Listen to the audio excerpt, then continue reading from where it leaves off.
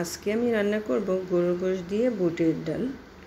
আসসালামু আলাইকুম, hello everyone, কেমন আছেন সবাই? আলহামদুলিল্লাহ।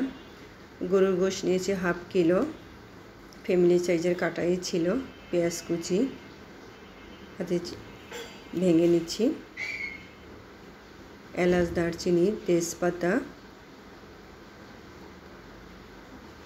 আদা, রসুন, জিরা বাটা একসাথে বেটে নিয়েছি, তাই কালারটা এভাবে দেখাচ্ছে।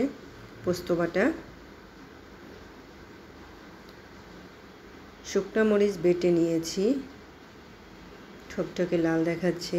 হলুদের গুঁড়া, ধনিয়া গুঁড়া, স্বাদ মতন লবণ, আর দেব সয়াবিন তেল। ভালো করে ম্যারিনেট করে নিব। মশলাটা গোশের সাথে ভালো করে ম্যারিনেট করে নিব। হাতে ম্যারিনেট করে নিয়েছি আমি। আর একটু পানি দিব।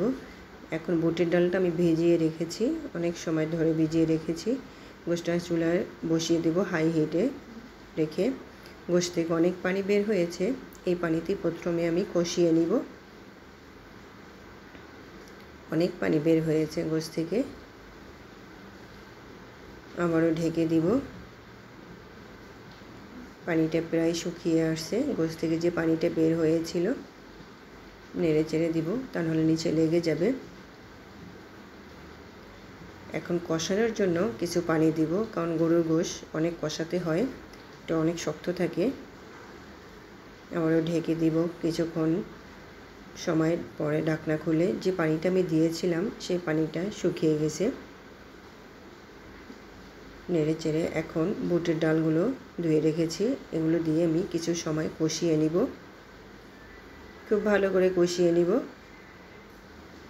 ডালও অনেক শক্ত থাকে আর গরুর গোশত। তারপর কষানো হয়ে গেলে প্রেসার কুকারে আমি সব কষানো গোশত এবং ডালটা দিয়ে 5 থেকে 7টা সিটি দিয়ে নামিয়ে নিয়েছি। তা না হলে অনেক সময় লাগবে, যেহেতু আমি ইন্ডাকশনে রান্না করি এবং গরুর গোশত শক্ত, বুটের ডালও শক্ত, তাই 5-7টা সিটি দিয়ে নামিয়ে নিয়েছি। দেখুন, তারপর গরম মশলা গুঁড়া দিব, টালা জিরা গুঁড়া দিয়ে নামিয়ে নিব, কারণ বুটের ডাল এটা জলটা আরও টেনে যাবে, একটু ঘন ঘন হবে। কিছু সময় হয়ে গেছে, চুলা অফ করে কিছু সময় রেখে দিয়েছিলাম। এখন পরিবেশন করে দেখাচ্ছি। দেখুন কত সুন্দর, ঝোলটা একদম পারফেক্টভাবে টেনে হয়েছে। ডালটা একটু ভাঙ্গা ভাঙ্গা, একদম তুলতুলে গোশত এবং ডাল সিদ্ধ হয়ে গেছে। খুব লোভনীয় হয়েছিল। এভাবে গরুর গোশত দিয়ে বুটের ডাল রান্না করলে খেতে দারুণ হয়।